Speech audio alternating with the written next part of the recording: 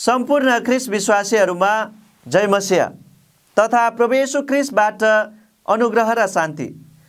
म तपाईहरुको आफ्नै मित्र स्मिथिङ परमेश्वरको वचन लिएर हाम्रो यस जीवित वचन साबत स्कुल कार्यक्रम मार्फत तपाईहरुको सामु उपस्थित भएको छु। मलाई आशा छ तपाईहरुले हाम्रो यस कार्यक्रमलाई नियमित रूपले हेर्दै आइरहनु भएको छ अनि परमेश्वरको प्रशस्त आशिषहरू प्राप्त गर्दै हुनुहुन्छ। प्रिय मित्रहरू, हाम्रो नयाँ भिडियोहरू हेर्नको निम्ति हाम्रो युट्युब च्यानल जीवित वचनलाई सब्स्क्राइब गर्न नभुल्नुहोला। र यदि तपाईहरु हाम्रो भिडियोहरू मार्फत आशिषित हुनुभएको छ भने हाम्रो भिडियोहरूलाई लाइक, शेयर र कमेन्ट गर्न नभुल्नुहोला। हामीले निरन्तर रूपमा व्यवस्थाको पुस्तकमा वर्तमानको सत्यता नाम गरेको साबत स्कुलको पुस्तकबाट अध्ययन गर्दै आइरहेका छौँ। आज हामीले यसको अध्याय 11बाट अध्ययन गर्नेछौँ। आजको पाठको शीर्षक रहेको छ बाइबलका अरू लेखहरूमा व्यवस्थाको पुस्तक। आजको पाठलाई सुरु गर्नुभन्दा पहिला म परमेश्वरसँग अगुवाईको निम्ति प्रार्थना गर्न चाहन्छु। आउनुहोस् हामी सँगै प्रार्थना गरौँ। स्वर्गमा बस्नुहुने अति नै पवित्र परमेश्वर बुबा, तपाईँ पवित्र परमेश्वर प्रति म अति नै धन्यवादी छु। तपाईँको अनुग्रह र आशिषको निम्ति, येशू प्रभुको बलिदानको निम्ति, अनि हे परमेश्वर यो समय र मौकाको निम्ति, किनभने तपाईँ परमेश्वरको वचन सुनाउने, तपाईँको वचन बोल्ने यो अवसर तपाईँले मलाई दिनुभएको छ। येशू प्रभुको नाउँमा तपाईँले मलाई तपाईँको महिमाको निम्ति प्रयोग गर्नुहोस् अनि आजको पाठबाट हामीले सिक्नुपर्ने र बुझ्नुपर्ने कुरा तपाईँ पवित्र परमेश्वरले हामीलाई सिकाउनुहोस् अनि बुझाउनुहोस्।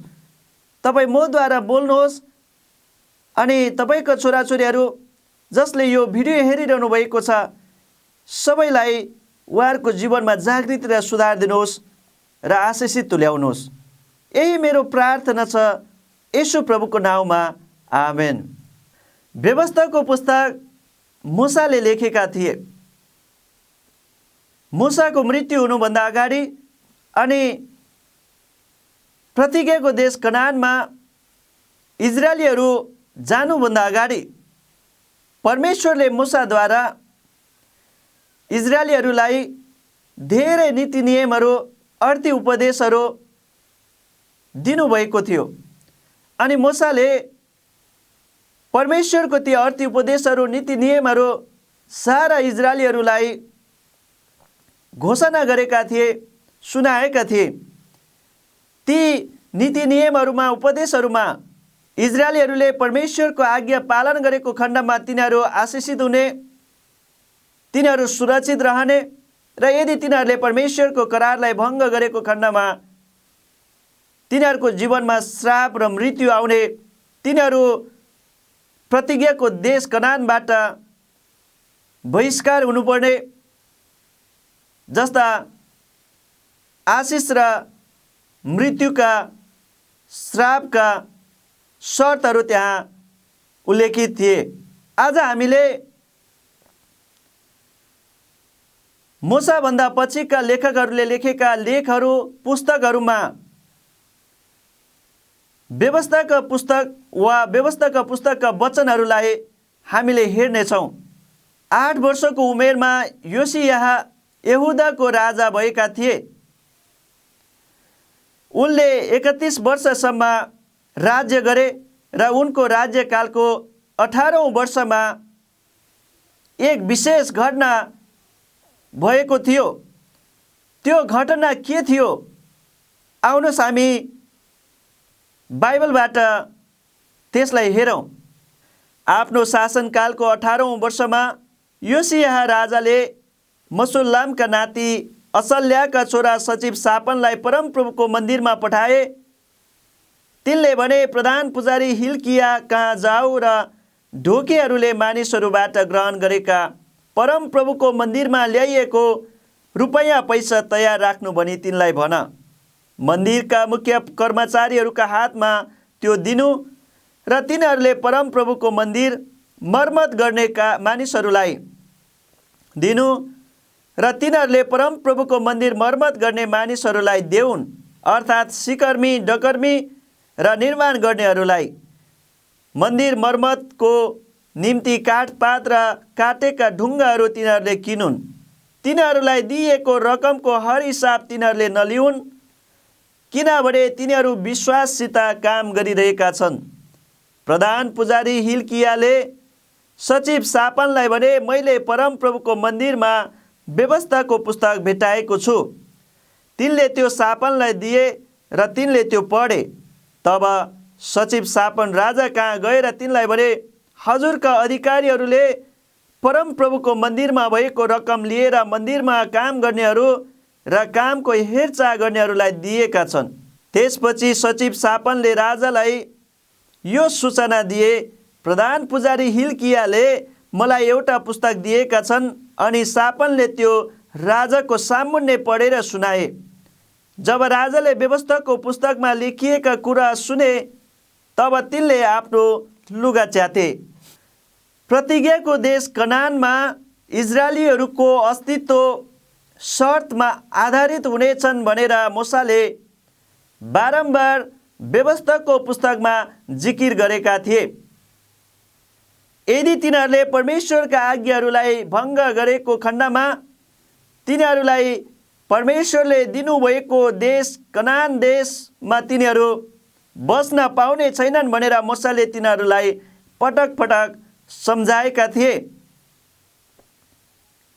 परमेश्वरले इजरायलीहरूलाई प्रतिज्ञा गर्नुभएको देश कनान देश उहाँले दिनुभयो, तर त्यो दिनुभन्दा अगाडि तिनीहरूले त्यो देशलाई कब्जा गर्नुभन्दा अगाडि परमेश्वरले तिनीहरूलाई चेतावनीको सन्देश दिनुभयो। यदि तिनीहरू त्यो देशमा सधैँ सुरक्षित रहनको निम्ति आशिषित हुन चाहन्छन् भने तिनीहरूले परमेश्वरको व्यवस्थालाई निरन्तर पालना गर्नुपर्ने थियो। तिनीहरूले परमेश्वरको करारलाई पालना गर्नुपर्ने थियो। तब मात्रै तिनीहरू त्यहाँ सुरक्षित र आशिषित हुने थिए। यो शर्तहरू परमेश्वरले तिनीहरूलाई दिनुभएको थियो। यदि तिनीहरूले परमेश्वरको करारलाई भङ्ग गरेको खण्डमा तिनीहरू त्यो देशबाट बहिष्कार गरिने थिए। यो शर्तहरू मूसाले सारा इजरायलीहरूलाई बताएका थिए। तैपनि तिनीहरूले परमेश्वरबाटको चेतावनीको सन्देशलाई बेवास्ता गरी परमेश्वरको करारलाई तिनीहरूले तोडे, परमेश्वरको व्यवस्थालाई तिनीहरूले उल्लङ्घन गरे, जसले गर्दा परमेश्वरले तिनीहरूलाई मूर्तिपूजक मानिसहरूको हातमा सुम्पिदिनुभयो। तिनीहरूका घरबारहरू लुटिए, तिनीहरूका श्रीमती छोरीहरू लुटिए। परमेश्वरले तिनीहरूलाई विदेशीको हातमा, मूर्तिपूजक मानिसहरूको हातमा, तिनीहरूको अधीनमा सुम्पिदिनुभयो। तिनीहरूको मन्दिरलाई विदेशीहरूले भत्काइदिए। यसरी परमेश्वरको दण्ड तिनीहरूको जीवनमा आएका थिए। राजा योसियाको समयमा यरुशलेमको मन्दिरको मर्मत कार्य सुरु भयो। त्यही क्रममा काम गर्ने कामदारहरूले यरुशलेमको मन्दिरमा व्यवस्थाको पुस्तकलाई भेटाएका थिए। अनि राजाको सचिव शापानले त्यो व्यवस्थाको पुस्तक राजा योसियाको सामुन्ने पढेर सुनाए। जब व्यवस्थाको पुस्तकमा लेखेका कुराहरू राजा योसियाले सुने, उनी अत्यन्तै गम्भीर भएर सारा इजरायलको शुद्धिकरणको निम्ति उनले एउटा ठोस कदम चालेका थिए। सारा इजरायलमा धार्मिक सुधारको कार्य गर्ने उनले दृढ सङ्कल्प गरे र त्यो कार्य सुरु गरे। आउनुहोस् हामी 2 राजा 23 अध्यायको 1 देखि 25 पदहरूलाई हामी सँगै पढौँ। त्यसपछि राजाले यहुदा र यरुशलेमका सबै धर्मगुरुहरूलाई बोलाइ पठाए। यहुदाका मानिसहरू, यरुशलेमका बासिन्दाहरू, पुजारीहरू र अगमवक्ताहरू, साना ठुला सबै मानिसहरूसँग तिनी परमप्रभुको मन्दिरमा उक्लेर गए। परमप्रभुको मन्दिरभित्र फेला परेको करारको पुस्तकका सबै वचनहरू तिनीहरूले सुन्ने गरी तिनले पढे। तब खम्बाको छेउमा उभिएर राजाले परमप्रभुको सामुन्ने करारलाई पुनर्स्थापना गरे। परमप्रभुलाई पछ्याउन र उहाँका आज्ञाहरू, विधिहरू र उर्दिहरू आफ्नो सारा हृदयले र प्राणले पालन गर्न र यस पुस्तकमा लेखिएका करारका वचनहरू पुरा गर्नलाई परमप्रभुका यी कुराहरू तिनले अनुमोदन गरे। त्यसपछि सबै मानिसहरूले त्यस करार अनुसार हिँड्न आफूलाई धितो राखे। राजाले प्रधान पुजारी हिल्किया, तिनका पछिको दर्जा मुनिका पुजारीहरू र ढोकेहरूलाई परमप्रभुको मन्दिरबाट बाल देवता र असेरा देवी र आकाशका तारामण्डलका निम्ति बनाइएका सबै थोक हटाउनलाई हुकुम गरे। तिनले यी सबै यरुशलेमको बाहिर किद्रोन खोल्साको मैदानमा जलाइदिए र खरानी चाहिँ बेथेलमा लगे। यहुदाका नगरहरू र यरुशलेमका छेउछाउका अलगा अलगा ठाउँहरूमा धूप बाल्ने पुजारीहरू, जुनहरूलाई यहुदाका राजाहरूले नियुक्त गरेका थिए, उनीहरू जसले बाललाई, घामलाई र जुनलाई अनि नक्षत्रहरू र सम्पूर्ण तारामण्डललाई धूप चढाउने गर्थे, तिनले परमप्रभुको मन्दिरबाट असेराको खम्बा निकालेर यरुशलेमको बाहिर किद्रोन खोल्सामा लगेर त्यहीँ जलाइदिए र धुलो पिठो पारे। अनि तिनले त्यो साधारण मानिसका चिहानहरूमा छरिदिए। तिनले पुरुष वेश्याहरूका बस्ने घरहरू भत्काइदिए जो परमप्रभुका मन्दिरभित्र थिए र जहाँ स्त्रीहरूले असेराको निम्ति बुन्ने गर्थे।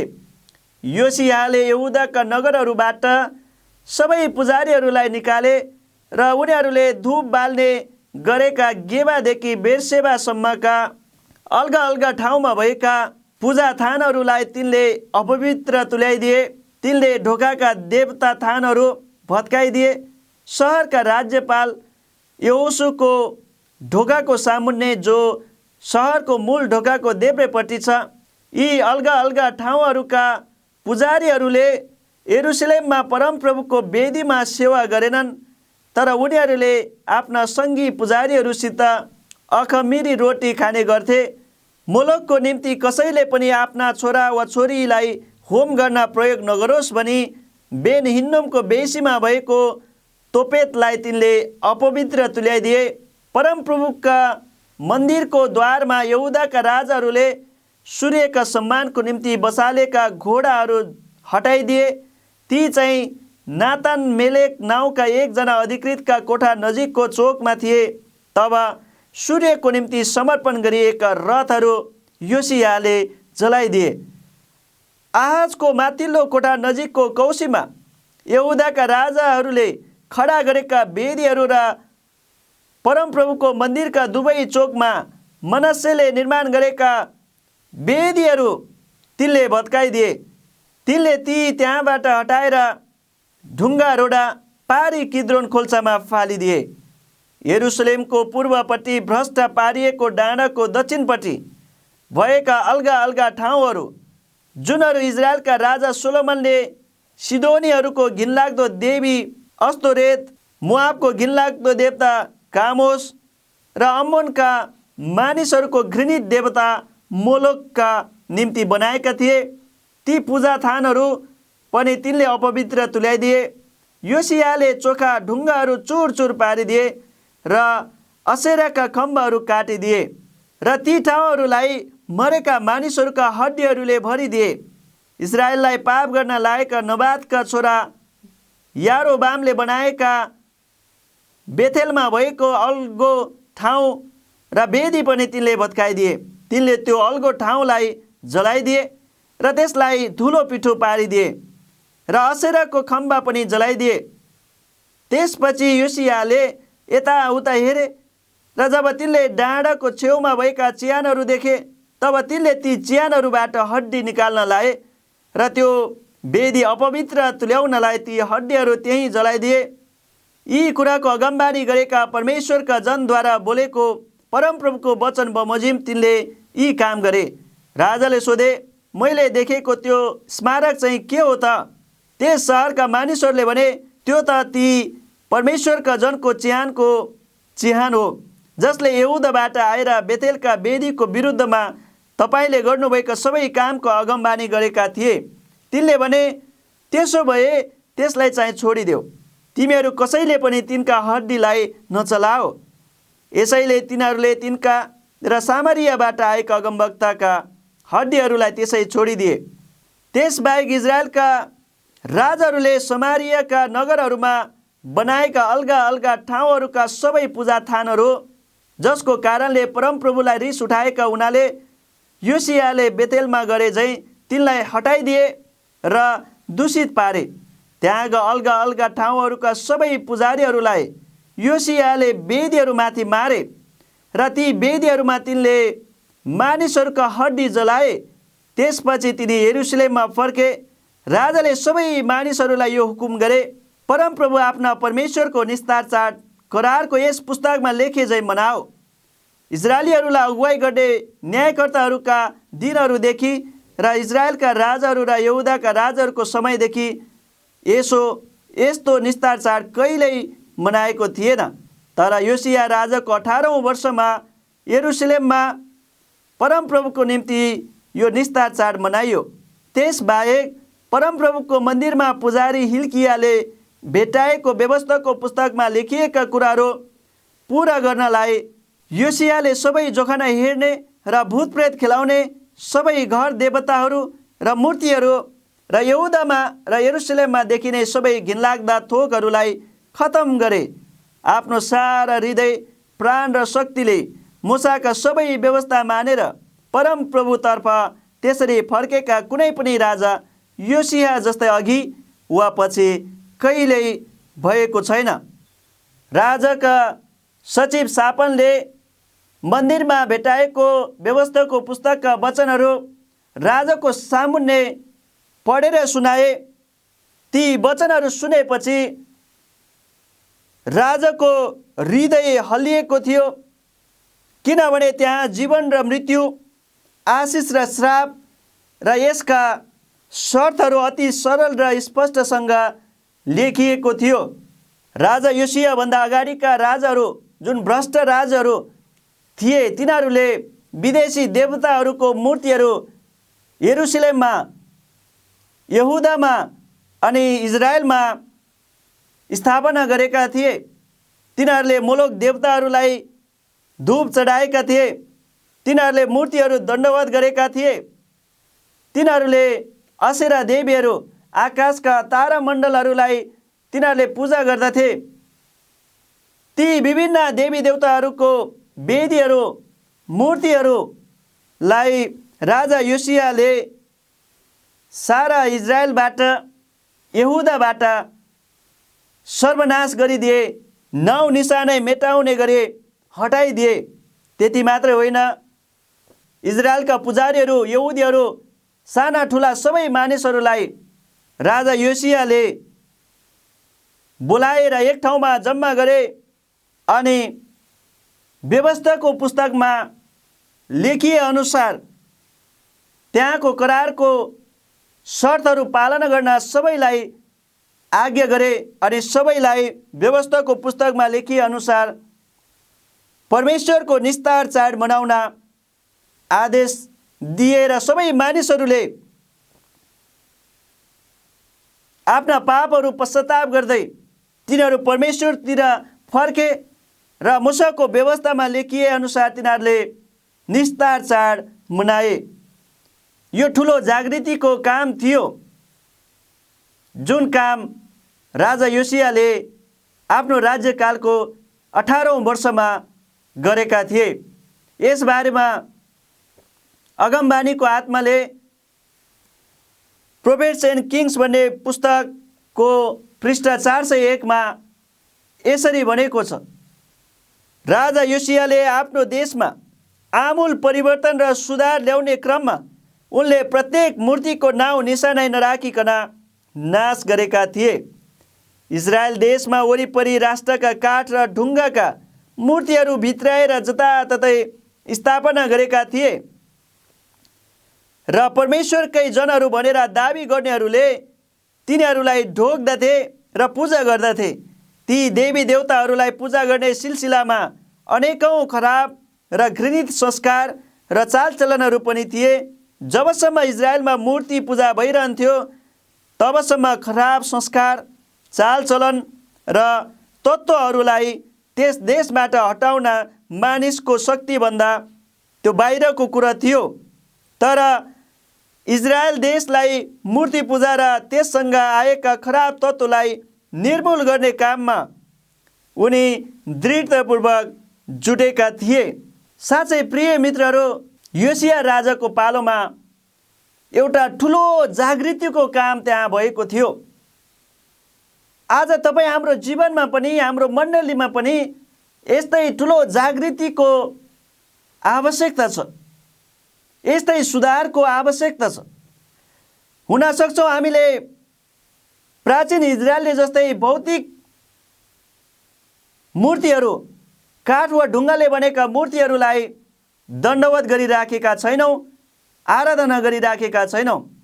तर हामीले हाम्रा कामहरूलाई, हामीलाई मनपर्ने कुराहरूलाई परमेश्वरको स्थानमा राखेका हुन सक्छौँ, वा परमेश्वरभन्दा पनि माथिल्लो स्थानमा हामीले राखेका हुन सक्छौँ।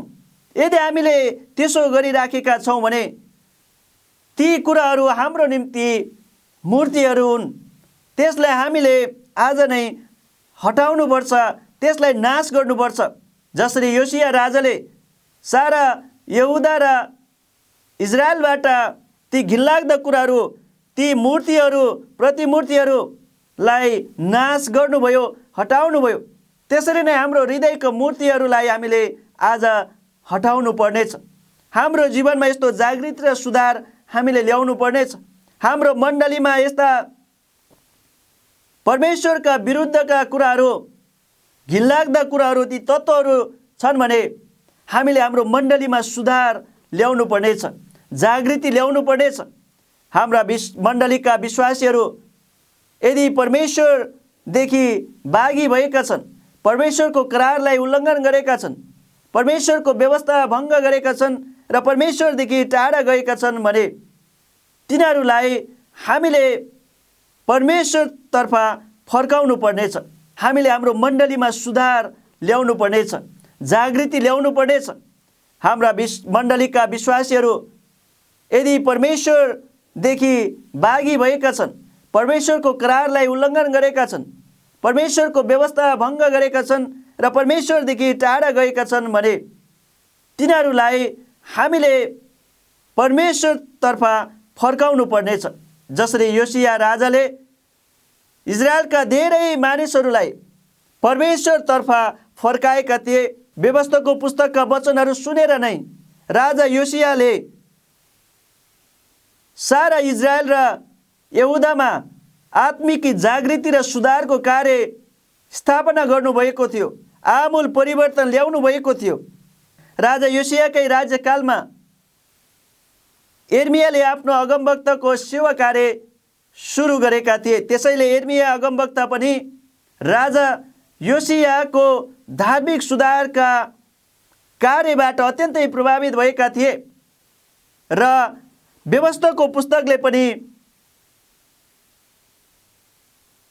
अगमवक्ता यिर्मियाको जीवनमा प्रभावित पारेको थियो। त्यसैले यिर्मियाको पुस्तकहरूमा, यिर्मियाले लेखेका लेखहरूमा हामीले व्यवस्थाको पुस्तकको प्रभावहरूलाई हामीले स्पष्टसँग देख्न सक्छौँ। आउनुहोस् हामी यिर्मिया 7 अध्यायको 6 पदलाई र व्यवस्था 24 अध्यायको 17 पदलाई हामी दाँजेर हेरौँ। यदि तिमीहरूले विदेशी टुहुरा टुहुरी र विधुवाहरूमाथि अत्याचार गरेनौ भने, अथवा यस ठाउँमा निर्दोषको रगत बगाएनौ भने, र यदि तिमीहरूको आफ्नै हानिको निम्ति अरू देवताहरूका पछि लागेनौ भने, म तिमीहरूलाई यस ठाउँमा बस्न दिनेछु। यसै देशमा जो मैले तिमीहरूका पिता पुर्खालाई युग युगसम्म रहनलाई दिएको थिए। परदेशी र टुहुरा टुहुरीको न्याय दमन नगर, कुनै विधवाको ओढ्ने धितोमा नल्याऊ। हामीले यहाँ व्यवस्थाको पुस्तकमा लेखेको जुन वचन छ त्योसँग मेल खाने वचन यिर्मियाको पुस्तकमा पनि हामीले पढ्न पाउँछौँ। किनभने यिर्मिया अगमवक्ता व्यवस्थाको पुस्तकबाट अत्यन्तै प्रभावित भएका थिए। राजा योसियाको धार्मिक सुधारको कामबाट अत्यन्तै प्रभावित भएका थिए।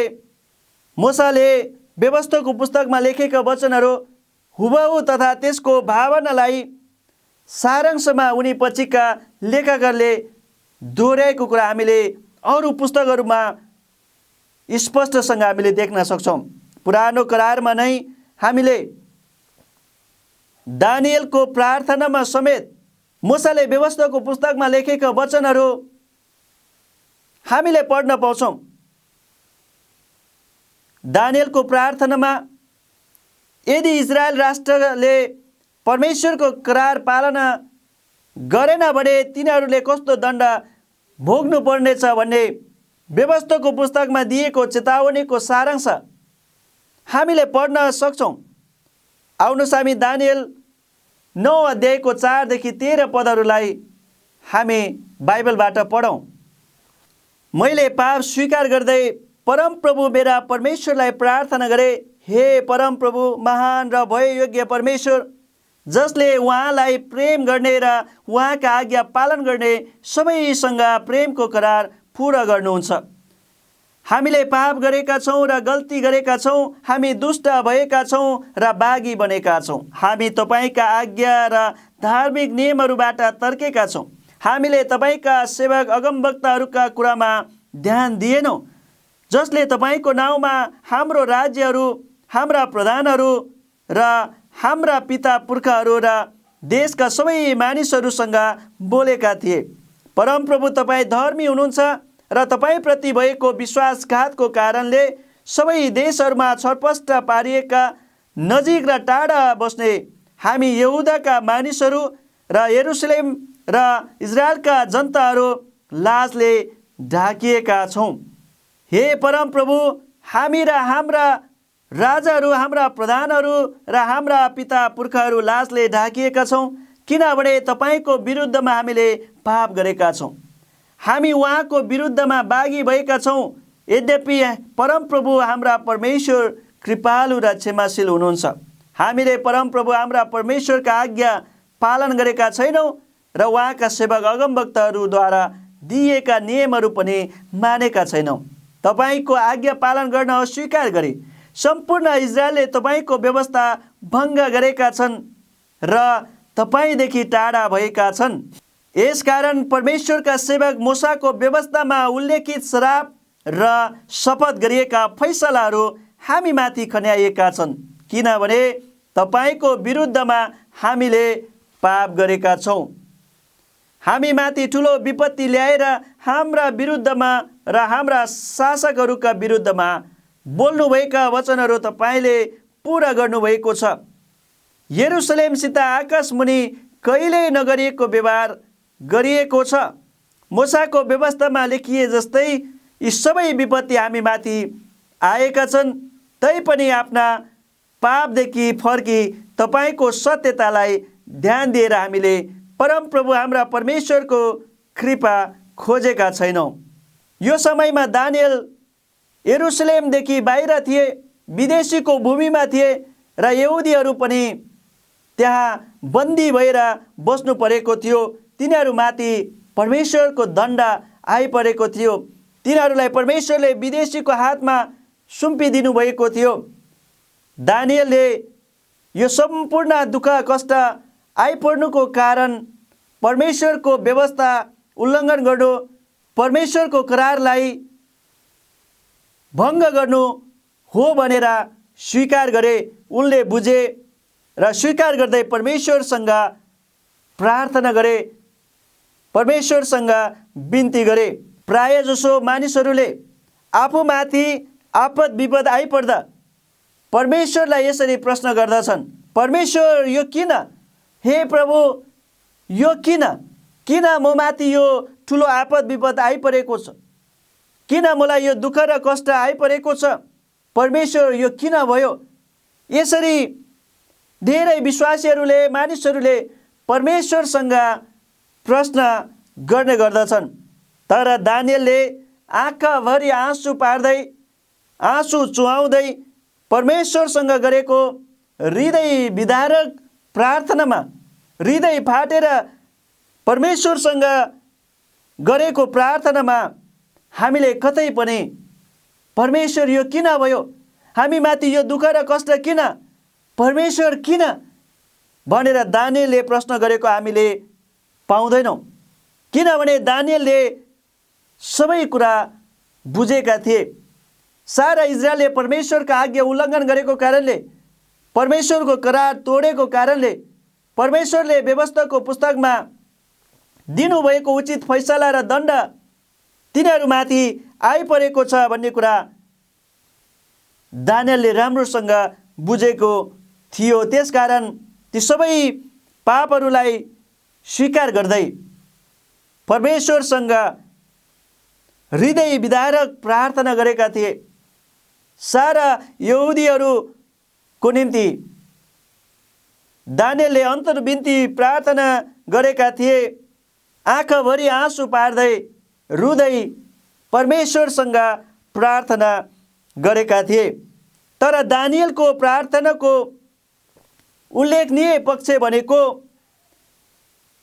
तिनीहरूमाथि आइपरेको त्यो दुःख कष्टहरू व्यक्त गर्नु मात्र होइन, आफ्नो पाप स्वीकार गर्नु मात्र होइन, तर परमेश्वरलाई तिनीहरूले त्यागे तापनि र तिनीहरूलाई उहाँले दण्ड दिनुभए तापनि उहाँ अझै तिनीहरूप्रति चिन्तित हुनुहुन्छ भन्ने कुरा थियो र तिनीहरूलाई बचाउन, तिनीहरूलाई फेरि इजरायल राज्यमा पुनर्स्थापना गर्न परमेश्वर तयार हुनुहुन्छ भन्ने कुरा उसको प्रार्थनामा हामीले देख्न सक्छौँ। किनभने परमेश्वरले पहिले नै मूसाद्वारा यो प्रतिज्ञा दिनुभएको थियो। मूसाले लेखेका व्यवस्थाको पुस्तकमा यो सम्पूर्ण आश्वासनहरू, यो प्रतिज्ञाहरू परमेश्वरले दिनुभएको थियो। हामीले बाइबलमा नयाँ करार, पुराना करार सबै पुस्तकहरूमा मूसाभन्दा पछिका लेखकहरूले लेखेका लेखहरूमा, पुस्तकहरूमा मूसाले लेखेका व्यवस्थाको पुस्तकका वचनहरू हामीले पढ्न पाउँछौँ। त्यहाँ तपाईँ हामीले आशिष पाउने शर्तहरू राखिएको छ। त्यहाँ हामीले परमेश्वरको आज्ञा उल्लङ्घन गरेको खण्डमा हामीले परमेश्वरको फैसला दण्ड भोग्नु पर्नेछ भन्ने चेतावनीको फैसलाको वचनहरू हामीले पढ्न पाउँछौँ। ती महत्त्वपूर्ण वचनहरू केवल यहुदीहरूको निम्ति मात्र थिएन, आज तपाईँ र हाम्रो निम्ति पनि हो। यदि हामीले जीवन प्राप्त गर्नु छ, आशिष प्राप्त गर्नु छ भने हामीले परमेश्वरको व्यवस्था पालन गर्नुपर्ने, उहाँको शर्त पालन गर्नुपर्ने, उहाँको करार हामीले निरन्तर पालन गर्नुपर्ने वचनहरू छ। यदि हामीले परमेश्वरको करार भङ्ग गर्छौँ, उहाँको व्यवस्था भङ्ग गर्छौँ भने मृत्यु र श्राप हामीमाथि आइपर्नेछ, दण्डको फैसला, न्याय हामीमाथि आइपर्नेछ भन्ने चेतावनीको वचन व्यवस्थाको पुस्तकमा अति सरल र स्पष्ट तरिकाले मूसाले लेख्नु भएको छ। हामीले परमेश्वरसँग बाँधेको करारलाई निरन्तर पालन गर्नुपर्छ। परमेश्वरलाई हामीले विश्वास गरे उहाँको व्यवस्थालाई हामीले पालन गर्नुपर्छ। हामी आज्ञाकारी र वफादारी हुनुपर्छ। तब मात्रै हामीले जीवन पाउँछौँ, तब मात्रै हामीले आशिष पाउँछौँ, तब मात्रै हामी सुरक्षित रहन्छौँ। यो कुरा हामीले आजको पाठबाट हामीले सिक्न सक्छौँ र हाम्रो जीवनमा, हाम्रो मण्डलीहरूमा राजा योसियाले प्राचीन इजरायलमा, यहुदामा र यरुसलेममा गर्नुभएको सुधारको काम जस्तै हाम्रो जीवन र मण्डलीमा सुधारको काम आवश्यक छ। आज नै हामीले यो काम सुरु गर्नुपर्नेछ। यो जागृतिको काम हाम्रो मण्डलीमा, हाम्रो जीवनमा अत्यन्तै आवश्यक छ। परमेश्वरले तपाईँ र मलाई यिनै वचनद्वारा आशिष दिनुभएको होस्। आमेन।